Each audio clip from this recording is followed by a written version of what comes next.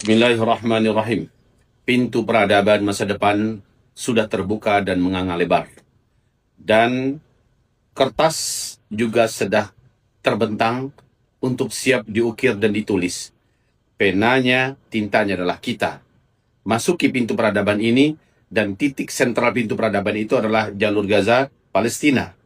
Siapapun dunia hari ini menyaksikan, dan ini adalah momennya.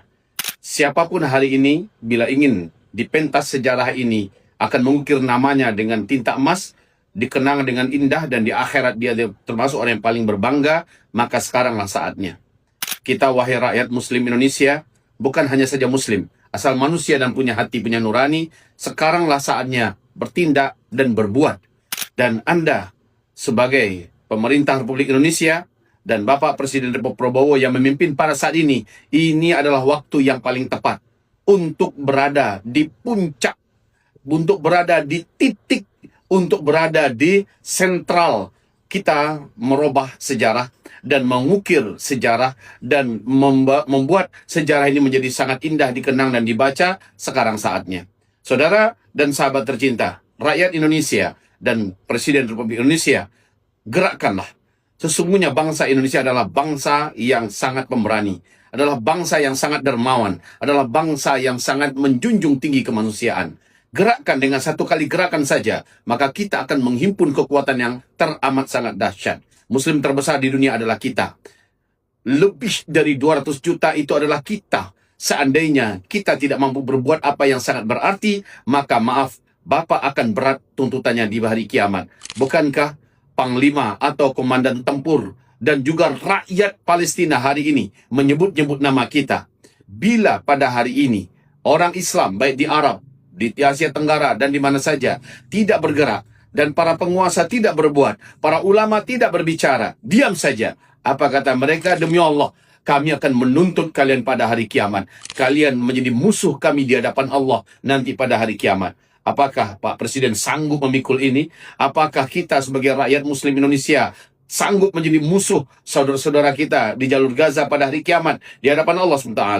Tiap hari 50, 80, 100, 120 orang sampai 200 orang meninggal dunia bukan karena dibom.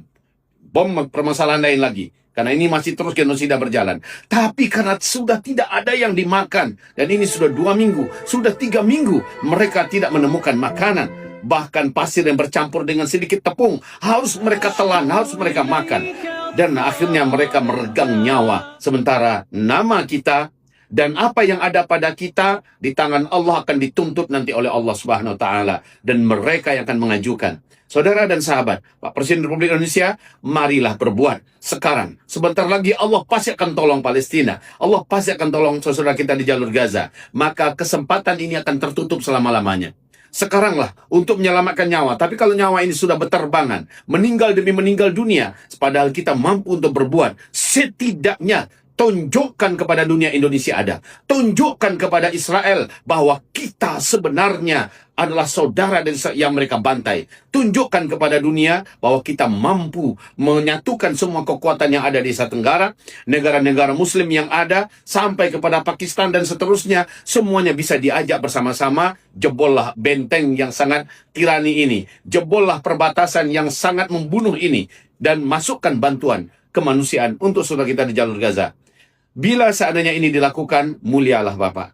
Mulialah kita, wahai bangsa Indonesia, dan di akhirat harum insya Allah nama kita disebut-sebut oleh Allah. Tapi jika tidak dilakukan, maaf, celakalah kita, celakalah bangsa Indonesia, dan celakalah kaum muslimin yang membiarkan saudaranya seperti ini. Dan Bapak Presiden memikul semua dosa orang-orang yang bisa bergerak di Indonesia ini, sementara Bapak tidak menggerakkannya. Orang-orang yang bisa diajak bersatu di seluruh negara Muslim, Bapak tidak melakukannya. Padahal